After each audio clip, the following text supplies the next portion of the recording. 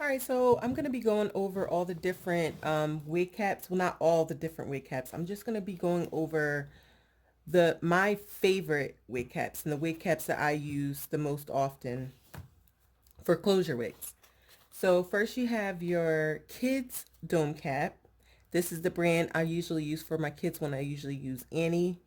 Um, this one, I would use this for U-part wigs, or if anyone has a head circumference under 21.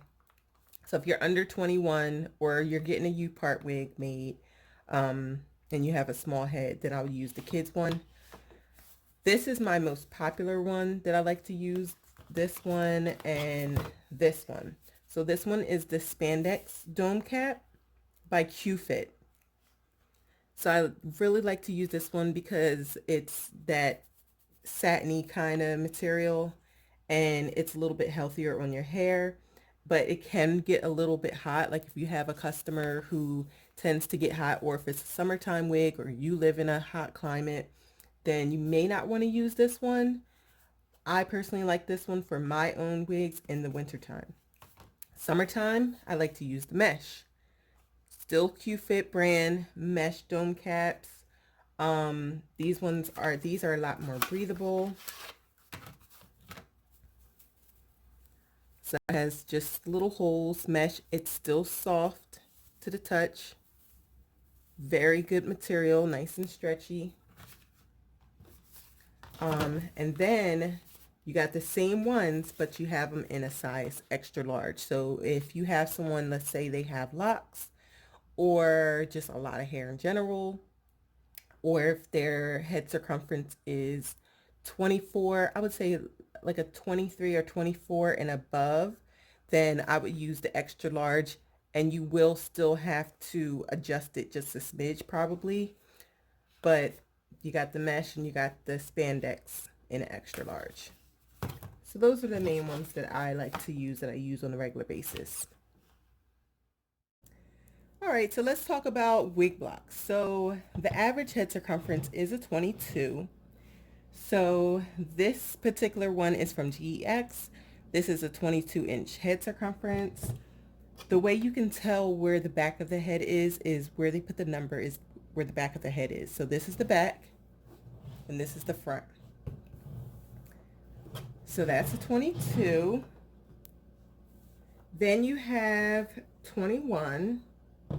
And sometimes you can find these in half sizes. So it'll be like a 21 and a half. I think they have a 22 and a half, if I'm not mistaken. But yeah, you can find these in half sizes as well. And I usually order mine off of the Amazon. Sometimes a hair store has them too. So this is a 21. Then I have this one. As you can see, this is my favorite. This is my go-to um, wig block. She's been through war. So this one is also a 21. However, as you can see, they are a little bit different. So that's one thing you do have to be mindful of, is that sometimes they'll be the same head circumference, but the head shapes will be a little bit different. So, all right. So as you can see, the back of this one, the back of the head right here is just a little more, to me, in my opinion, I think this one is a little more realistic to the shape of the average size head. This one is a little bit flatter in the back, and then it has that little protrusion right here. Um, so I just always go for this one because I like the shape of the neck. Like, it's easier for me to visualize what, like, the face and the neck and everything, and where the head, especially when you're doing frontals, you want to get a wig block that you can really visualize where the face is going to go, where the ears are going to go, and everything. And to me, this one is just a little easier for me to visualize it being a human head. So that's just personal preference though. So those are 21s. Then I have my 23-inch, which honestly I hardly ever use because it's a little too wide. This one is just a little too wide. So as you can see, we'll compare it to the 22. So the 23 is just, it just comes out a little too far. I usually use this one for styling, or if I'm trying to stretch someone's wig, then I'll use my 23. But for the most part, even if they have a 23-inch head circumference, I don't use the 23, honestly. My head circumference is about a 23 and a half, close to 24-inch. And believe it or not, I actually use my 21-inch head circumference, wig block. And I'll show you in a little bit why that is, why I use the 21, because you can get the measurements of a 23 by the time you stretch it down. You can change the circumference of the wig block. So yeah, those are the main ones that my go-to wig blocks right here. All right, so let's get to head measurements. So as you can see, I have all these little lines on my favorite go-to wig block. And I have a little makeshift ruler on the back. So I have 15, 14, 13, 12, 11. And then I have two different wig cap measurements right here. So sometimes I start a hairline there. Sometimes I start a hairline there. Sometimes I go all the way down here like that. So let's pretend you have a customer and she is about a 22-inch head circumference and her front to nape head measurements are a 13. So we would take our wig cap, put it on here. I would line it up, see how it has the seam that lets you know where the middle is so you can get it even. So I would line it up to where that hairline is. I mainly use this line right here for frontals. That's a whole nother video, but so I would line it up right there, line it up to where I would visualize her ears to be. And then she's a front to nape of 13.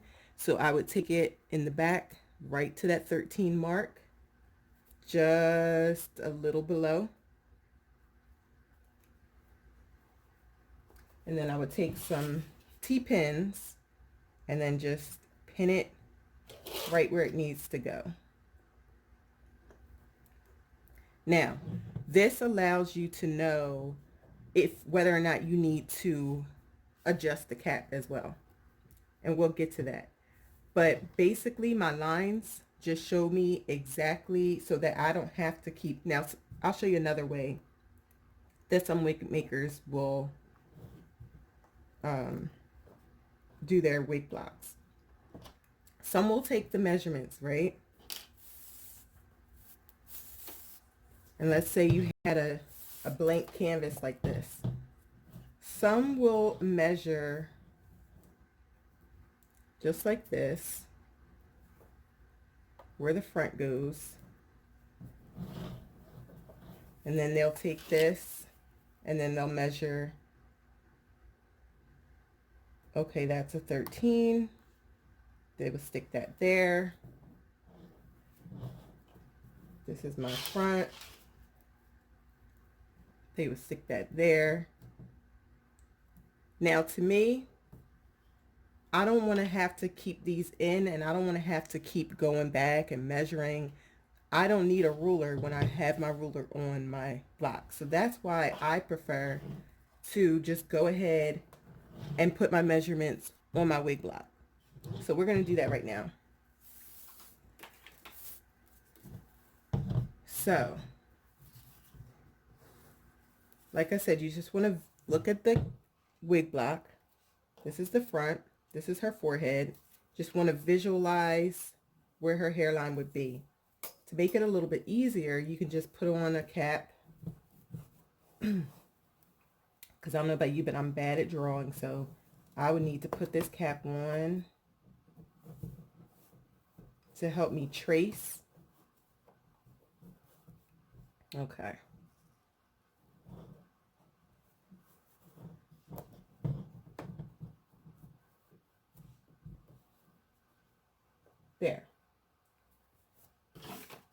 I'm going to take my marker and I'm just going to outline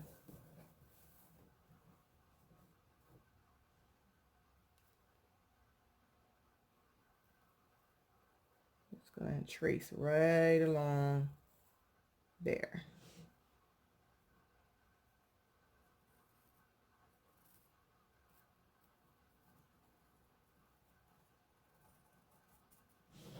All right.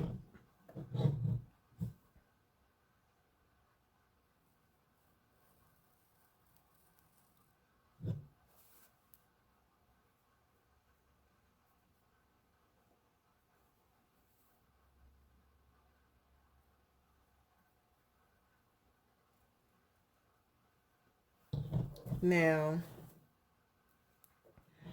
I'm going to take my measuring tape again. I'm going to put it right at the front.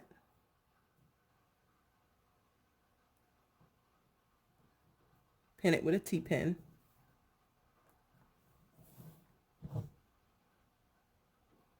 And then you want to just take that right along where you have that seam. Take it all the way to the back. And then pin it down. So you can draw your head measurements right here.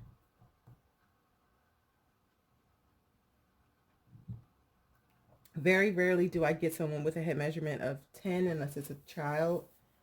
So I usually start mine at 11. So I'm going to just take it. I'm going to just draw a little line. And that's 11.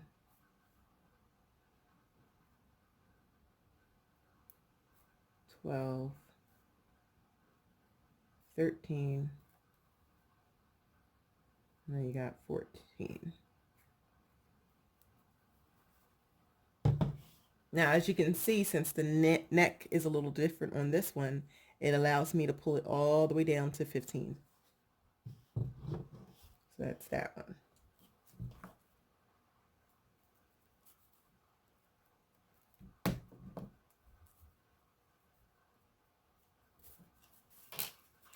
So I'm just straightening out my lines because these are going to be here forever.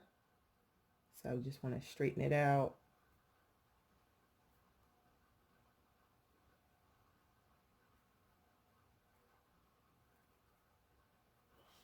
Just like that. Okay.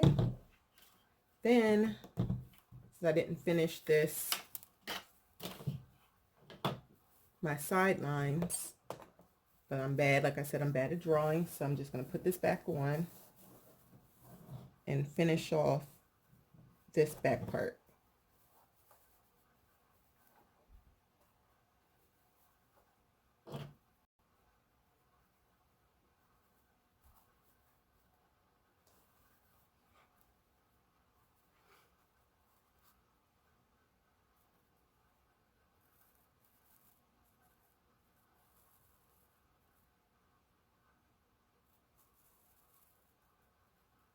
There we go.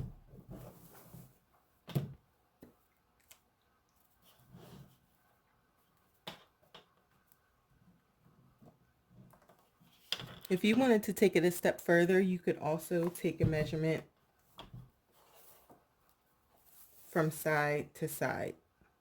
So that way you know where her ear to ear measurements are going to be. You can also make those measurements too. But that's it. She's all measured up. You don't have to sit there and keep on measuring every time you put a wig cap on your wig block. Your measurements, your front nape is already set in stone. All right, so now we're going to move on to adjusting our wig caps. Let's say, for instance, you only have an extra large dome cap. So this one is an extra large Q-fit dome cap. So an extra large is going to be way too big because I want to make this particular wig an average size head circumference, an average size head. So let's pretend that this particular customer has a front to nape of 13, which is the number that I see the most often. So I'm going to take it right here to my 13, a little below, actually. I'm going to just pin it here, right there. Make sure that it's down on the ears. All right. And then I'm also going to pin the front.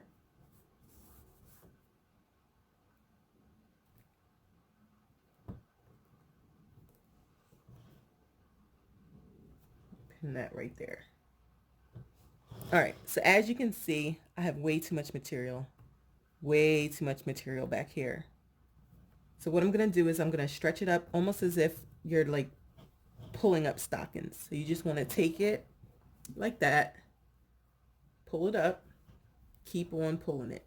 All that extra material, you just want to gather it up, keep on gathering, bring it all the way up to the top. You don't want to stretch it too much, but just enough. Okay, so as you can see, I have all this extra material,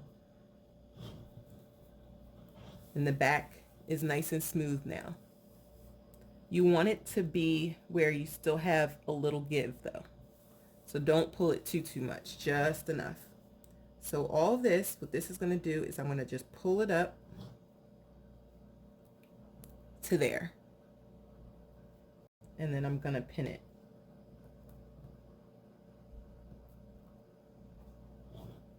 And same thing here. And I try to measure, I try to make sure that it's even. I use these lines, the seams inside the wig head, to make sure that I'm somewhat even.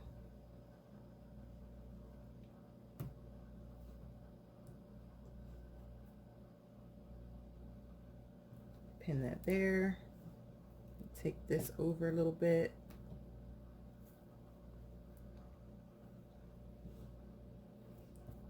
Take that to there. And I'm folding it over nice and neat.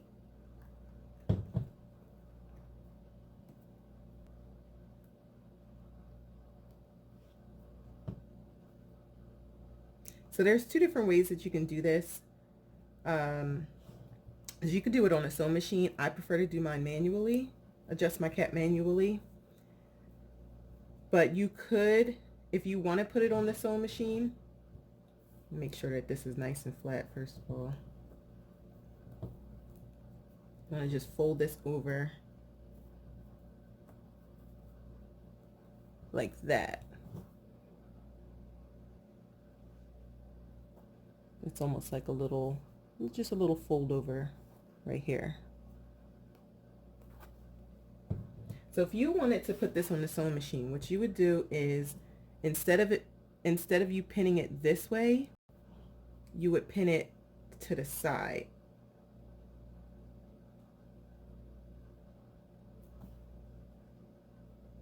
Like that. And then you would take this, and you would need to space it out about an inch apart all around. Now I don't like to put mine on a sewing machine because I feel like, number one, by the time I pin it like this, I could have already hand stitched it by now. Another reason why I don't like to put it on the sewing machine is because right here on the side, right here and right here, I don't want this part to be too tight, stitched too tight right here. So what I do is I just take my thread, and I always start on either side. You can start on either side, doesn't matter. And then I just go on and stitch it. And right here, like I said, I don't like the stitch to be too tight, so I'm gonna space it out about, I don't even know what this would be, about a finger's length apart.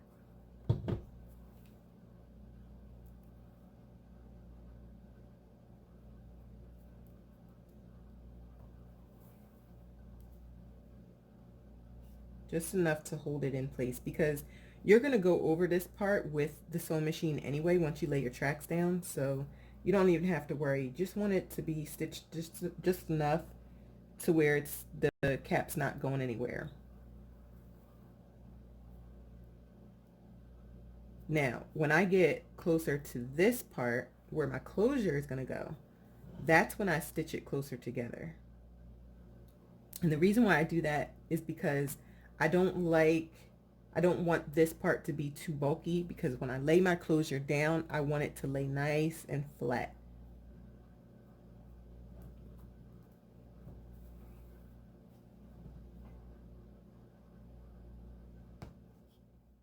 All right, so got it all sewn down. Let me see if I can focus in. All along here, it's all stitched.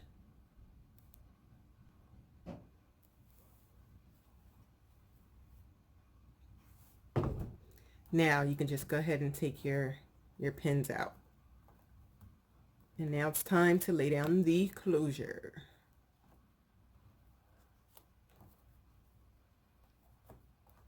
Now you don't have to worry about this part, because that part is going to be cut off. Once your closure is laid down and after your wig is done, this part will be all cut out. So I have my closure here. We already bleached the knots. It air dried. So we're just going to take it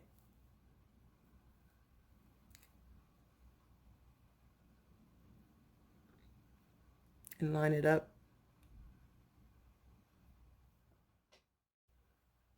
All right, so I had to put my wig head on my wig block on a wig stand real quick, tabletop wig stand. All right, so we're gonna just start to get a little closer once we get to this area here.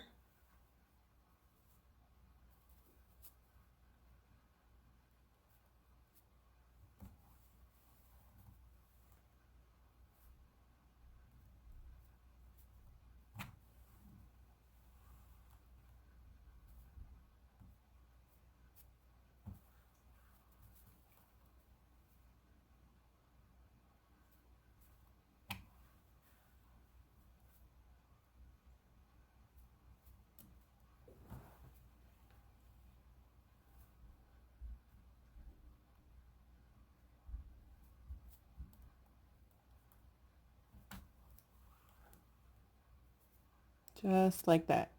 And we're just going to keep on going until we get all the way over to this side. All right, just line it up right here. Now this one is a 5 by 5 inch closure. So let's say, for instance, you had a 4 by 4. 4 by 4 inch closures, you can use these to help you out, would be right there at those two seams. See how that's a 4. So the 5 by 5s, you want to line it up to where it's a little bit past this line here. That would be a 5 by 5 inch closure. So you just kind of want to center it up. Now, the bigger my closure is, the more forward I take it like that. So if I have a 4 by 4, I take it like this. If I have a 5 by 5, I'll do a little bit lower. And then if you have a frontal, you want to take it all the way down like that. So I'm just going to kind of measure it out.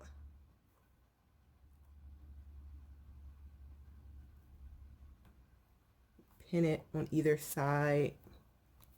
And it doesn't have to be perfect right away, because you're going to go back and straighten it out even more. So now I'm going to turn it around.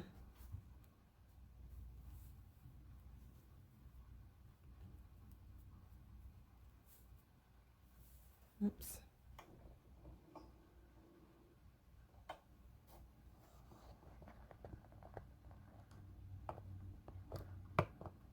There we go. So you can see. So I'm going to turn it around, and I'm just going to kind of like pull it back a little bit. get it to lay nice and flat.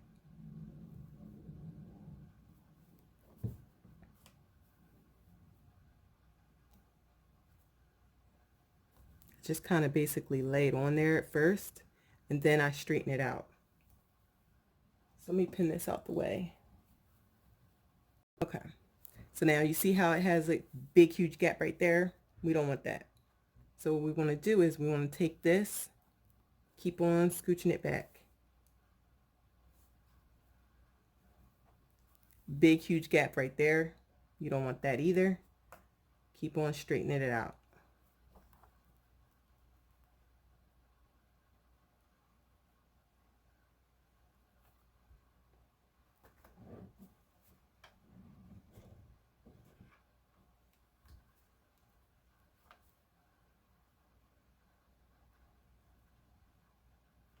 See how that flattened out nice? That's what we want.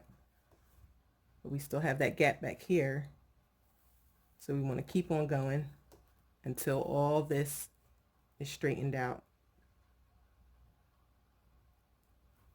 And then readjust in the front.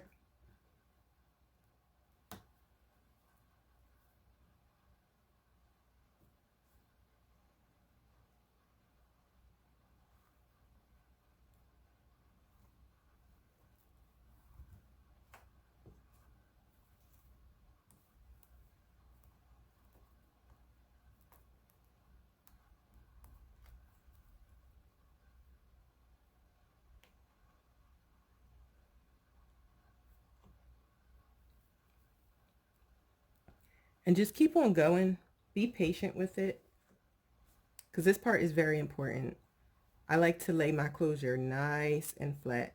Now I have seen people just trace their closure out with a marker and then put their closures on last, or their frontals on last.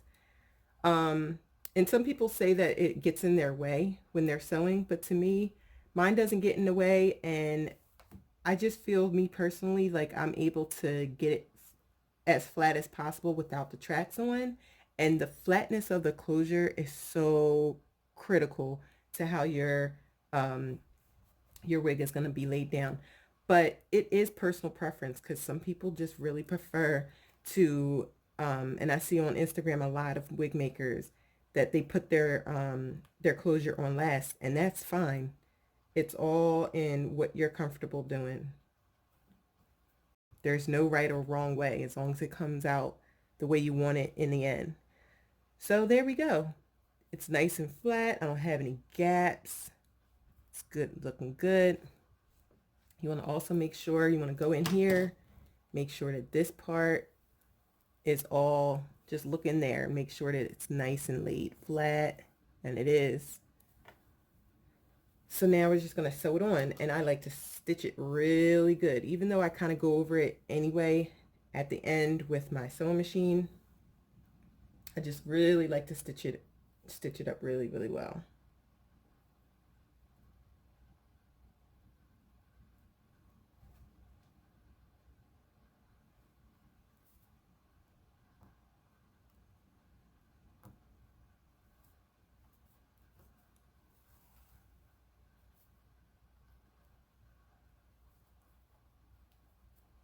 This is how I lock mine in place. I just go around 3 times and then pull it through. I start a little bit past, because I don't want my lock stitch to be too close up to the front. And then I go back down this way.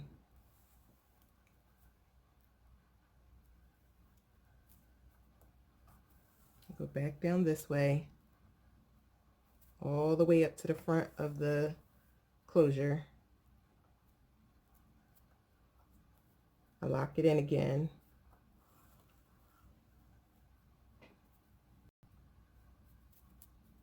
And then I go back that way again.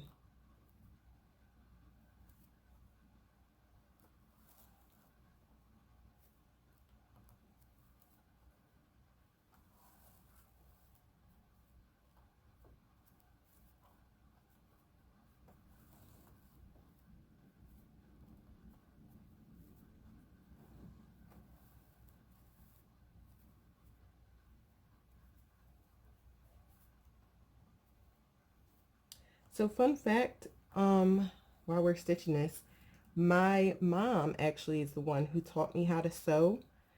She taught me how to hand sew, and she taught me how to sew on how to use a sewing machine.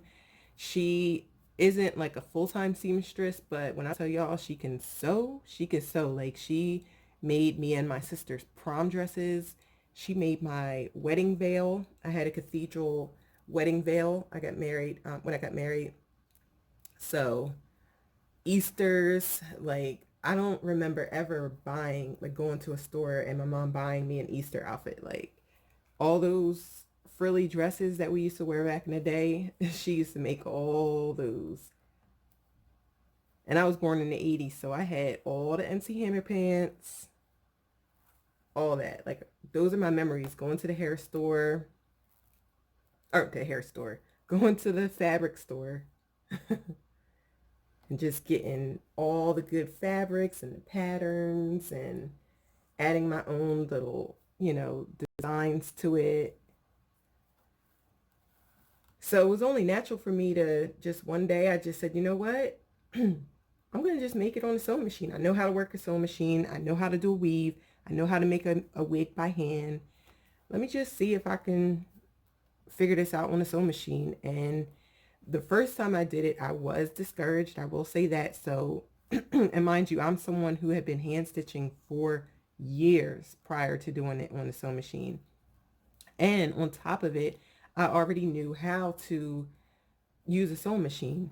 So for me to get discouraged with my first wig, that just goes to show you, do not give up on this, because I promise you, once you learn it, you're never going to want to go back to hand stitching. If you're hand stitching right now, your wigs, you're never going to want to go back to hand stitching ever again. Like it may be frustrating at first, just learning your machine and just, getting the technique down. But when I tell you, after you just keep on practicing, do not give up, and you'll be whipping these wigs out like in no time. I promise you that, if you practice. Don't just make one wig or attempt to make one wig and then give up. So, all right, at this point, I'm just gonna go ahead and fast forward till we have the closure all on.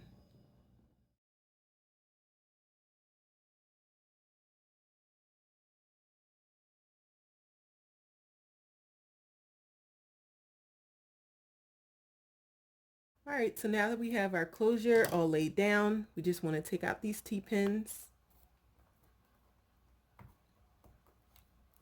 Take the T-pins out, and then we're just going to braid the rest of the wig out of the way.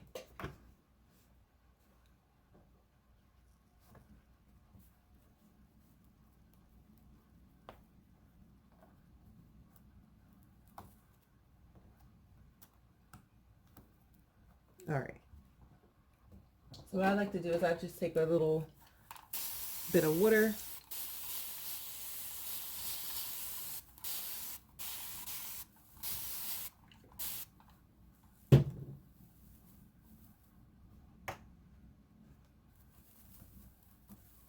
and then just braid this up so it's out of your way.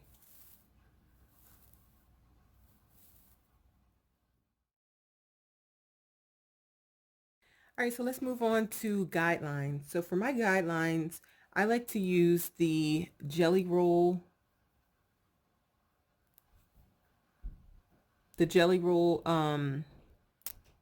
marker, and I get these off of either from Hobby Lobby and use a coupon, and it comes in a 3-pack, or you can get them off of Amazon too. But I think it's a little bit cheaper if you wind up getting it from Hobby Lobby and then using your coupon. I believe they also sell them at Michael's, if I'm not mistaken. So the Jelly Roll, and the reason why I like this one is because when you use the silver or the white, the permanent marker, they tend to bleed through onto the inside of the cap.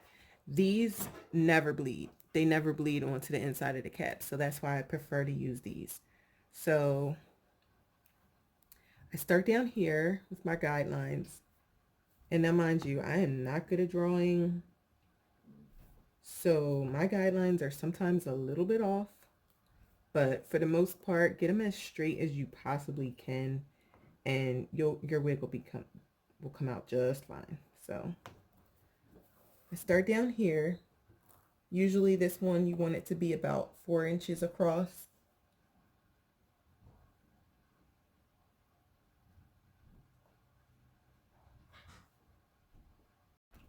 Four to five. Take it right across there.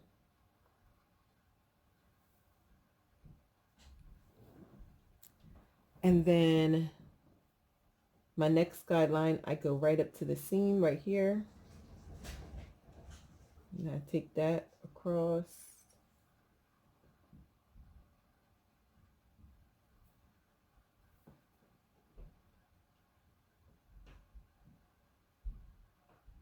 Like that. It's a little crooked, but it'll work out. And then you want it to be in the back, you want it to be about a finger width length apart or so. So I'll take the next guideline here.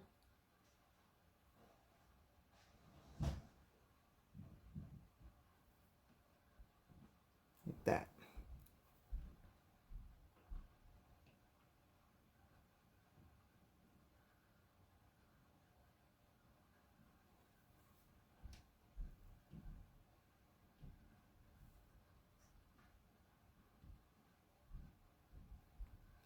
Now, let me just say, so the reason why you don't want to take your guidelines, you don't want to have your tracks laid this way, like that, is because if you do so, then you're not going to have any stretch this way. So you always want your guidelines to go this way along the band of the cap.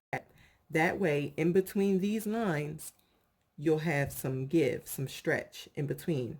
So like I said, if you take your guideline and you take it across like this, and that's something that I used to do when I would hand stitch, I would lay my tracks like this.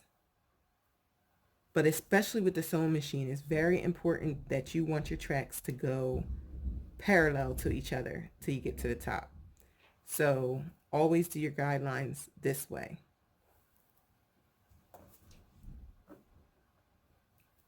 Otherwise, you're not going to have any stretch at all.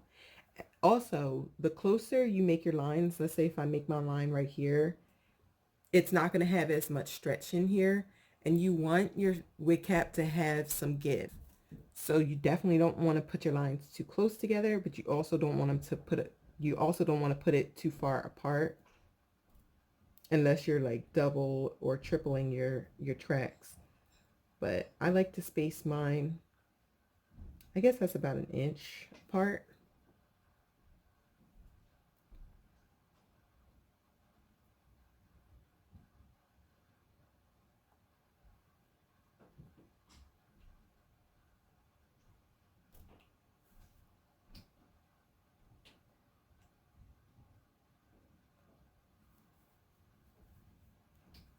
Another thing you can do is you could just go right here from the middle and just mark your guidelines like that.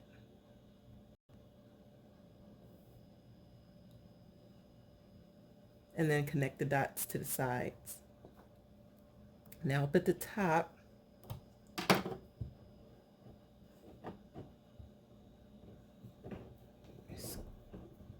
okay, so up at the top,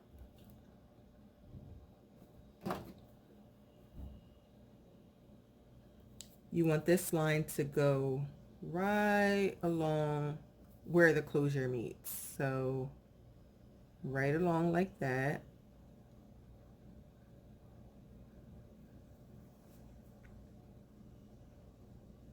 And when I'm done, I'll show you guys a closer look.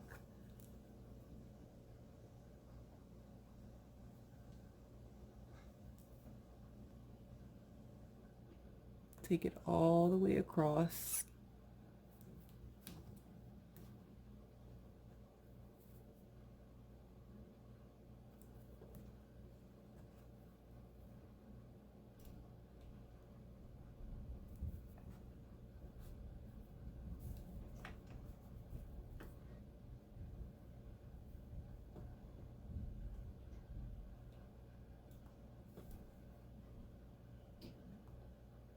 like that.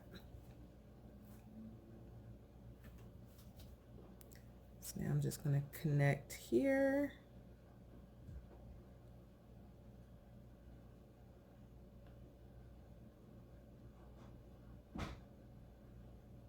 Oh, okay. So another thing is, I don't always, let me show you. So I was taking this across, right? This one, once I take this across, to me, it's going to be a little bit too close to here, to this line. And I like these to be spaced, nicely spaced apart. Straighten that out. So let me show you.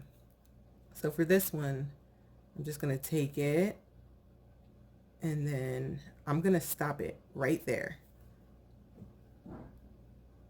So see, I took it across and I stopped it right there because if I was to end it, it would be a little bit too close to this line.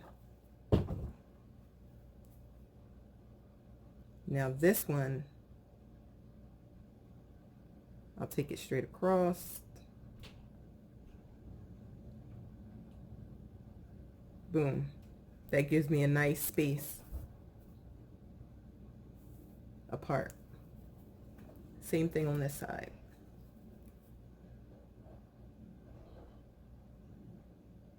Take this one down. But then this one will be right there. Boom. Then this one will come all the way down. Like that. So we're just going to keep on going.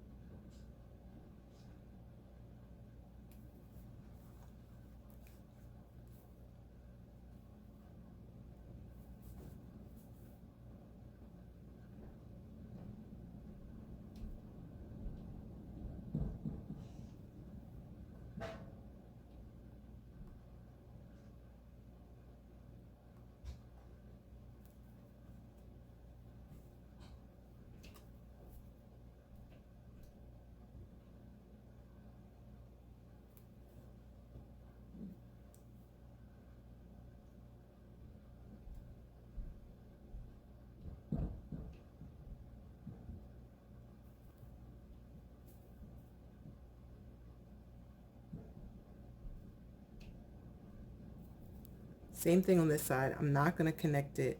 I'm not going to take it all the way down. I'm just going to take it right over there to there. And then the next line,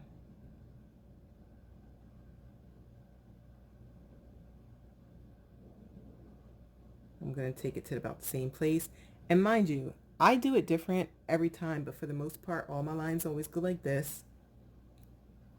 But I don't always feel the need to skip. It also depends on the length of the, like how far down you pull your wig cap. So depending on the front to nape measurements will determine how your space is going to be. So you're going to do it different every time, but you just want to make sure that your lines aren't too close together in here. If they're close together up here, that's fine. But right in here is where you want to have the bulk of your stretch. So you definitely don't want to you definitely don't want up in here to be too close together. So I skipped here and there.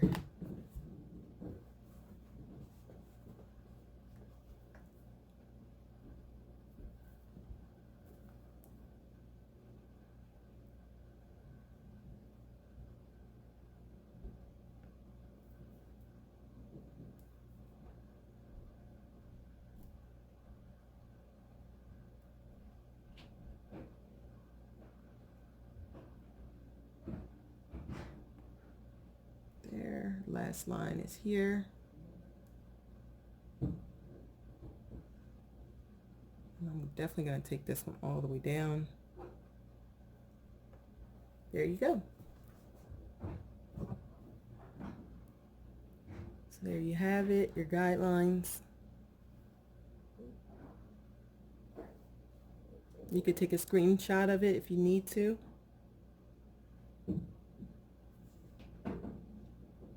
Always making sure every line is parallel to the next. Now we get to go on to the fun part, sewing the tracks down. All right, so depending on the amount of hair that you're going to be using and the size or the circumference of the person's head, you may need to double your tracks. So for instance, if you're doing a small head, like let's say a 22 and below, like a 22-inch or a 21-inch circumference, and that person is providing you 3 bundles, but the bundles are pretty thick, then you may want to double the first 2 bundles and then single weft the rest. Or especially if you're working with someone who wants 4 bundles on their head. In that case, depending on the length of the hair, you may want to double all the tracks, all the bundles. So now we're going to go over doubling the wefts. Now I want to show you my footers. So right here is the standard footer that your Singer sewing machine comes with. And as you can see, there's no space in between here. What I like to use, especially when you're doubling your wefts, is my open toe footer. And let me see. Okay. So it's basically open. It's an open toe. So as you can see, this one here is the standard. This one is the open. And it basically just helps glide your tracks. And it allows you to be able to see what you're doing. I think they're only like maybe $5 or $6 on Amazon. It's worth it. It's definitely worth it. It's going to make your job, your work so much easier. So this just basically snaps right onto there.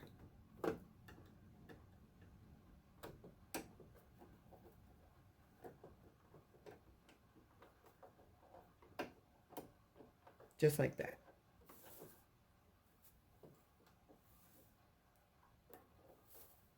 All right, I'm going to put this away. Okay, so this is also, by the way, doubling your wefts is also a good trick if you do sew-ins and the person wants to double their, like they want a lot of bundles on their head. You can just take those tracks and put them on your sewing machine real quick, and it's super fast, super easy to double the tracks real quick, and just lays it nice and flat. So you just want to have it like that,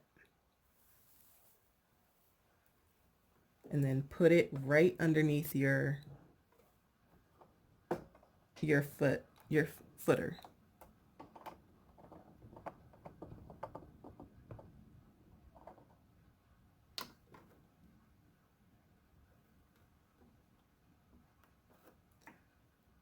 Now you want to have it, you see how I have it hanging off in the back, but it's still together. You want to have about a ½ inch off the back, okay? And then put your footer down. This is the lever to put your footer down in the back.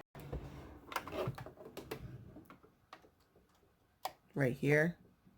This makes your footer go up and down. Up and down. So we're just going to line it up. Put our footer down. We want to make sure that it's on the zigzag stitch. The zigzag stitch. This is how you move it.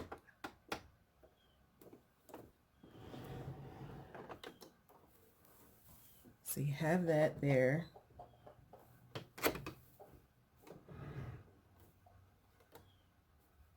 Let me move you guys a little bit closer. I want you guys to get the best view possible.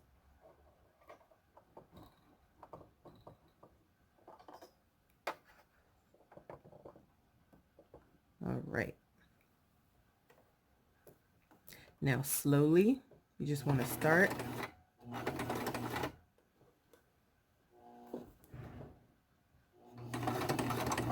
sewing, right? You go a little bit forward, then you want to take your reverse right here and you want to go back because you want to go back to here and get that what you left off at back. So go back, making sure that it's together, and then go back forward. Let go of this and then go forward.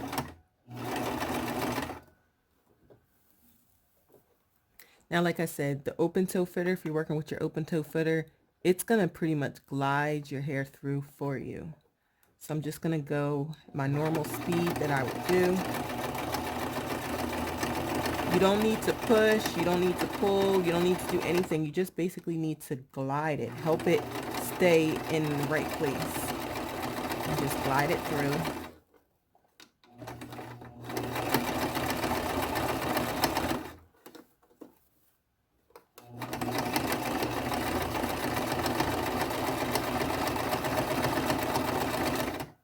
Making sure that the hair is laying flat.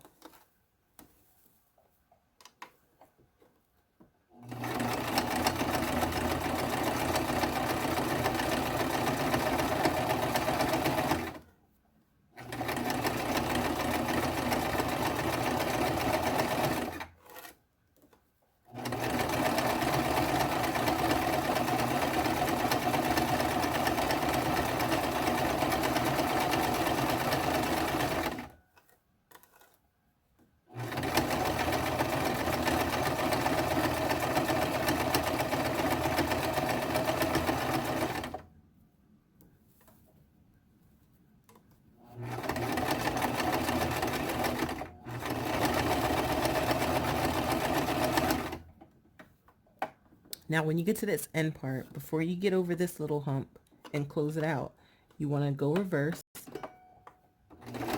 and lock. That's what locks it in. Lock it in. Go up, reverse, up, reverse. You're done.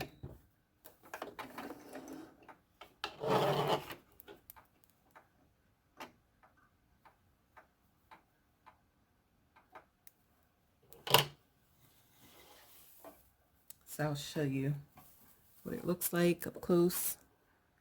So as you can see, it's nice and flat.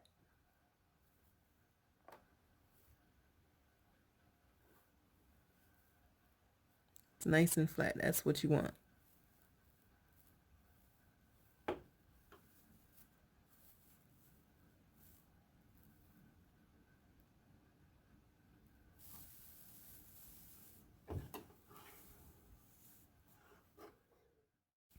All right, so now you have your guidelines, you're ready to sew, you doubled your wefts. Now what you want to do is you want to take the end of your weft, place it right at the end where that your guideline is, and that's where you want to put it in here to sew. You just want to follow those guidelines. So you always want to place your hair a little bit past the footer. And you want to go forward, reverse, lock it in. So you're going to go forward a little bit, then you're going to go reverse. When you go reverse, you want to go past where you started, where you placed your track. So we're going to go past it, right there, forward, back, forward, and that's just locking it right on in.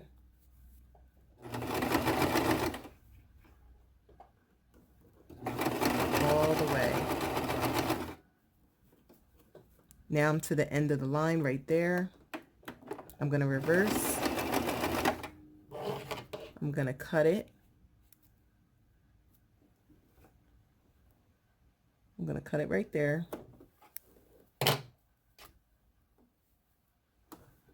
And I'm going to go forward again. Back, forward, back, forward, back, forward, back, forward. You want to put your footer up in the back and then slide it out like that.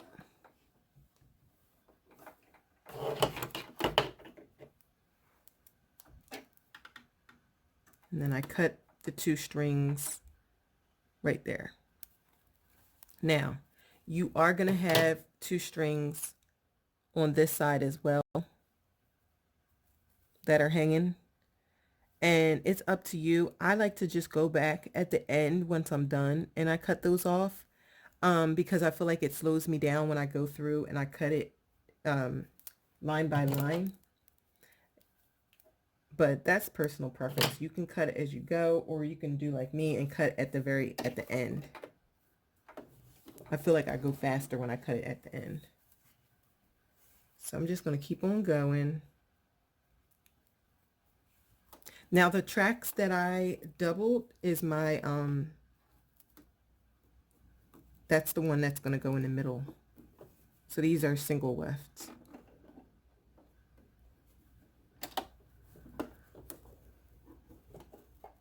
All right, now you want to lay it flat against this, but what you don't want to do is you don't want to pull it. You never want to pull it. You never want to pull it this way, stretching it out of shape. You just want to make sure that right here is flat. That's all you need to do. Have very soft fingers when you do this. You don't want to be heavy-handed. Lay it flat. Now you want to go forward and back. Forward again. Sometimes it'll get a little stuck right here. That's okay. Just take your footer, get it over that hump, go forward and back. You want to really make sure you lock that in where you start your stitch. You want to make sure you lock that in. So you also want to kind of curve your wig cap inwards so that you can get the wig cap nice and flat. Keep going.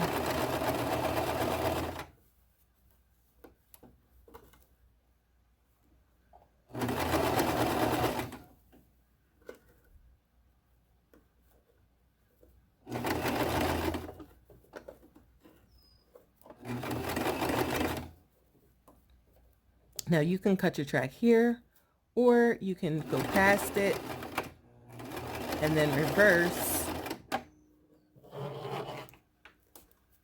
and then take it up and cut it.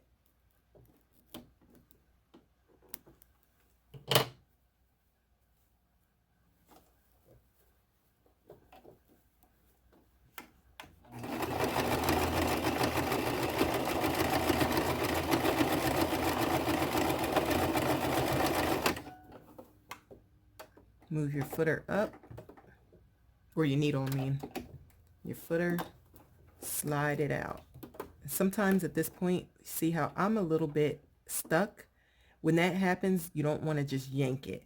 What you want to do is you want to wiggle, play around with this, the needle, and that'll loosen it right on up for you to where you can slide it out. There we go. Sometimes as you're stitching, you'll have some bobbin issues,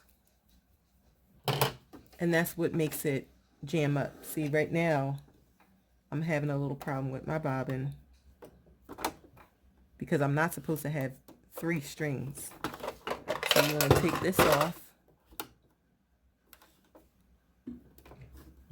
And as you can see, just as I thought, that little string right here, that little string right there, that's not supposed to be there. So I need to fix that before I can move on.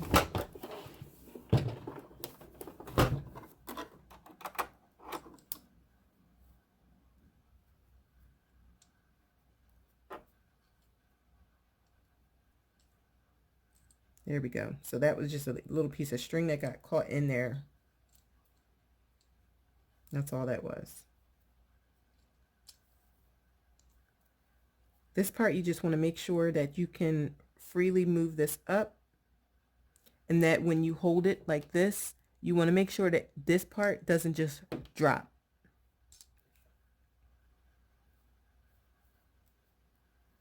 So I'm going to put that back in there.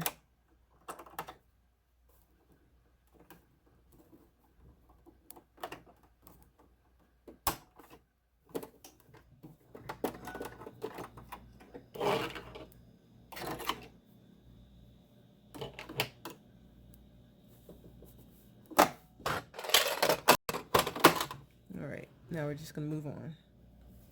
Oh, and so this is what your cap should be looking like so far. Just like that. The inside looks like this.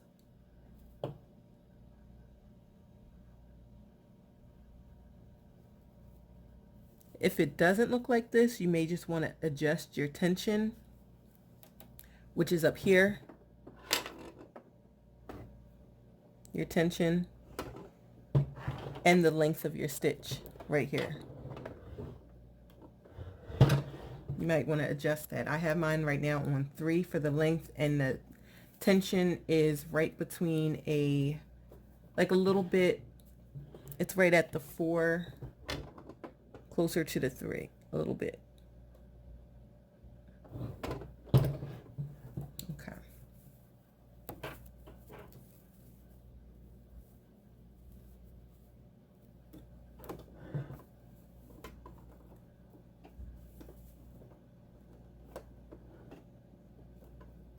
So we're going to keep on going.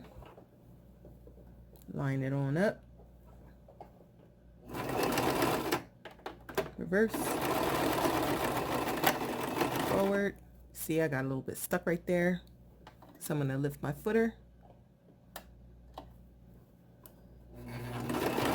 Slide it through. I'm going to go back, forward, back, forward.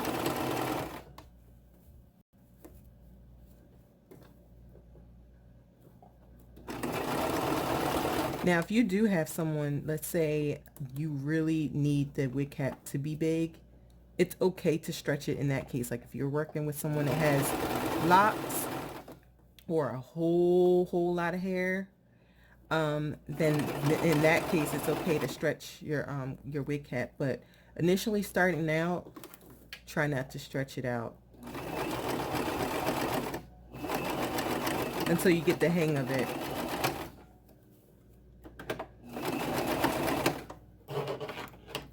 Cut it right here.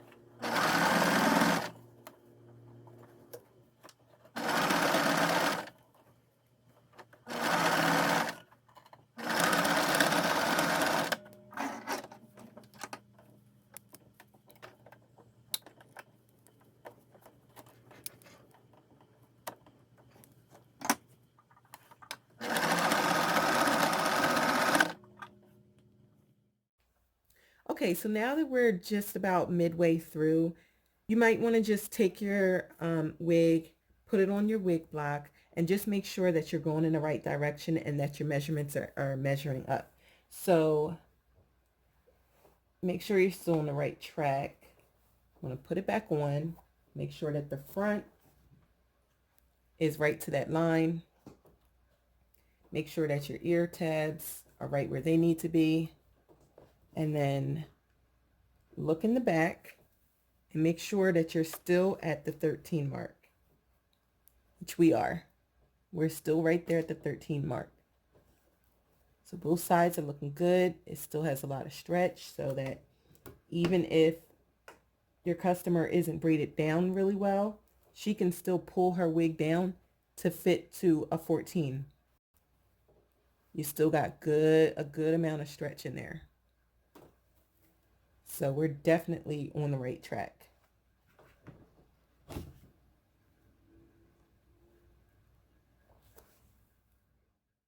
All right, so now I'm to the point where I started it right here. So I'm just going to place it right there and do the same thing we've been doing. Put it right under.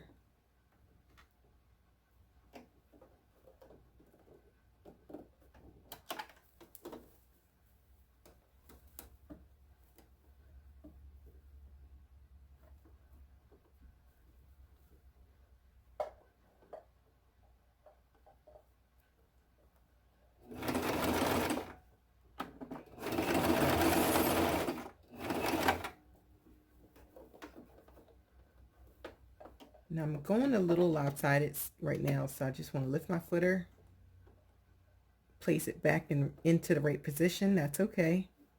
Put your footer back down and continue.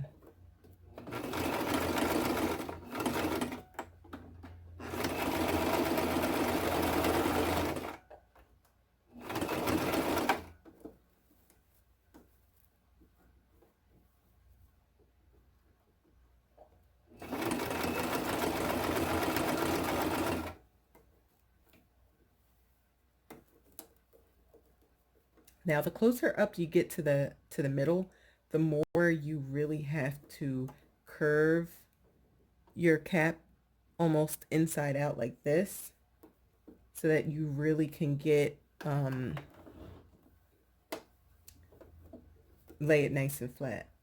So you just kind of want to curve it, no stretching.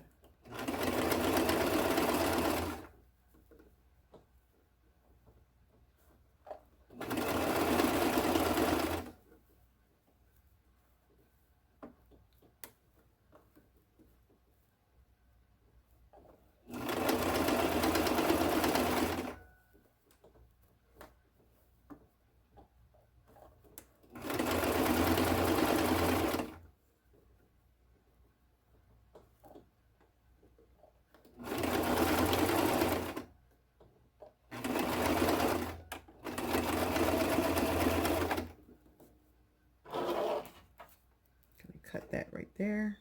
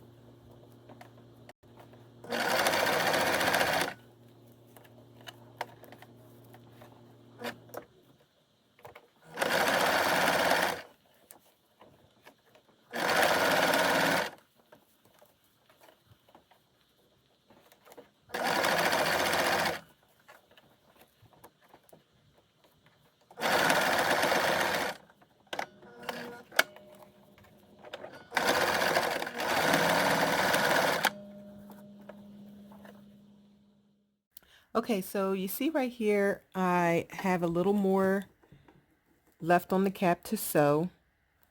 But at this point, I came to the end of my bundle. I need to add more hair to the more hair onto the wig. So I'm going to show you how to feed the rest through. So what you want to do is you want to take your next bundle and just put it right up against where you left off. So I'm going to place it right there. And then what you want to do is you just want to take your footer, lift it just a little, place it underneath, and then just start to sew so that those two bundles meet. Right along there. You still want to go back and back stitch it to lock it in. And then go back forward again. Lock it in real good.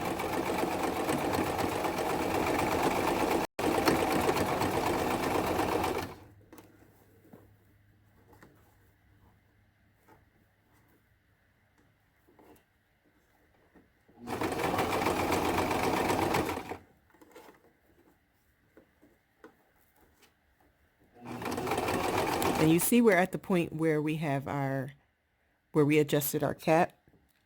And like I said before, we're going to sew right over that, and that's going to reinforce what we already stitched.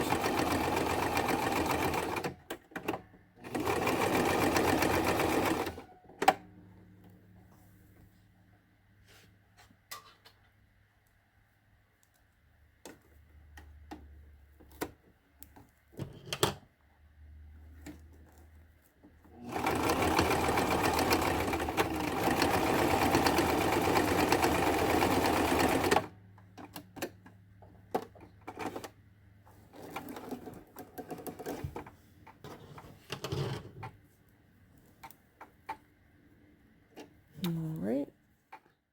So right here, as you can see, this is where we joined our tracks together. Right there. So it's okay if it has a slight little bit of a gap, but for the most part, it just blends right on in. And we're getting to the home stretch. We only have 4 more tracks to add. So we're getting there.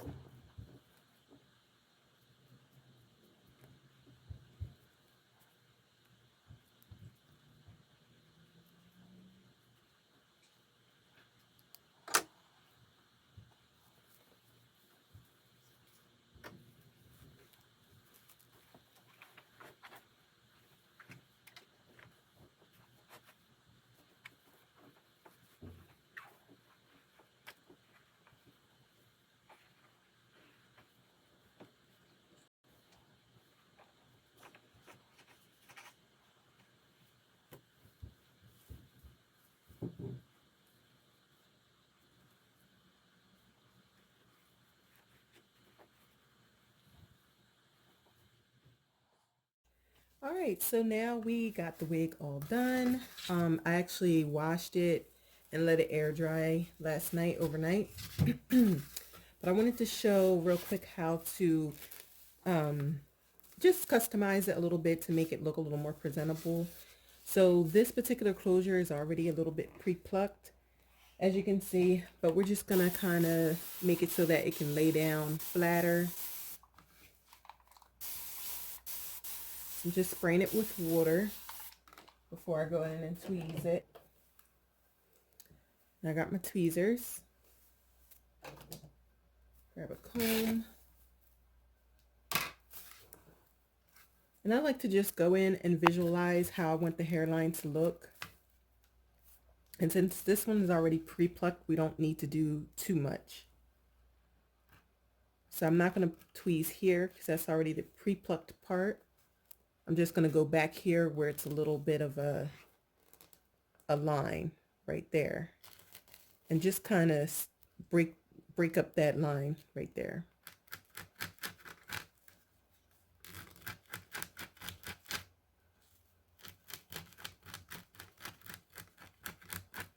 So I'm trying my best not to tweeze in one spot too many times. Just kind of keep your hand moving.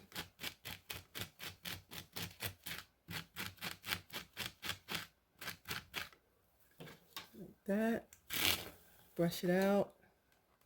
It's already coming along.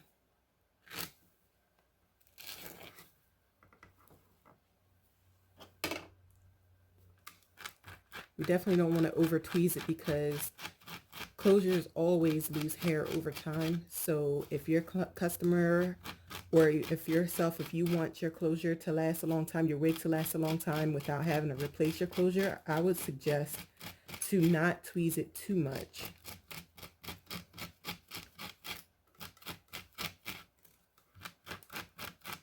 Now, I think that's enough right there.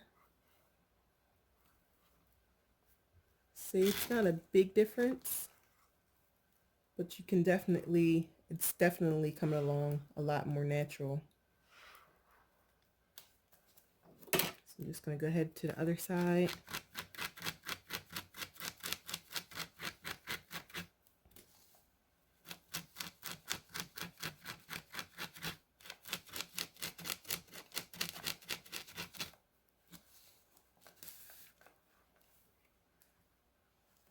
And you see that little line right there?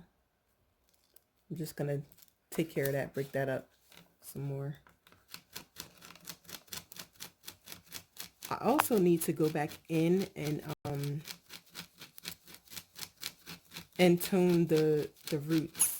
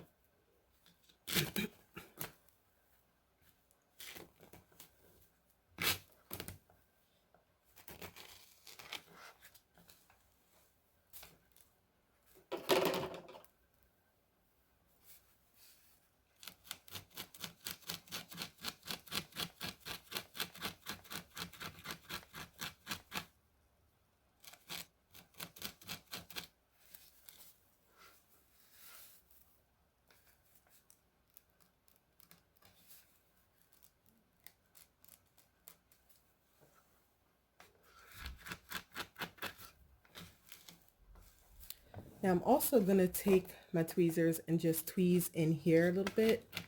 That way with this middle part, it'll lay nice and flat. Just kind of taking some of that bulk away.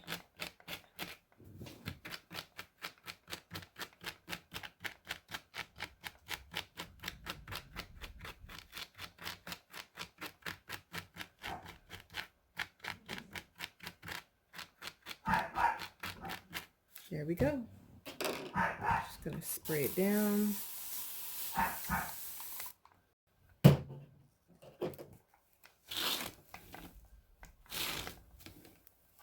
And as you can see, it's just that one side about that much hair.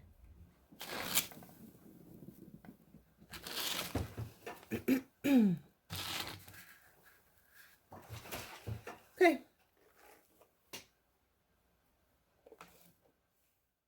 So here she is. This is the final product. This is the wig that we constructed. I don't have any product on the hair. I actually want to color this hair, so I left it in its natural state to air dry. But let's check out the inside.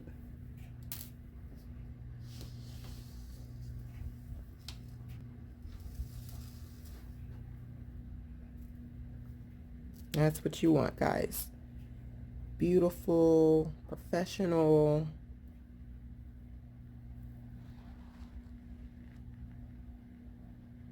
Nice and clean stitches.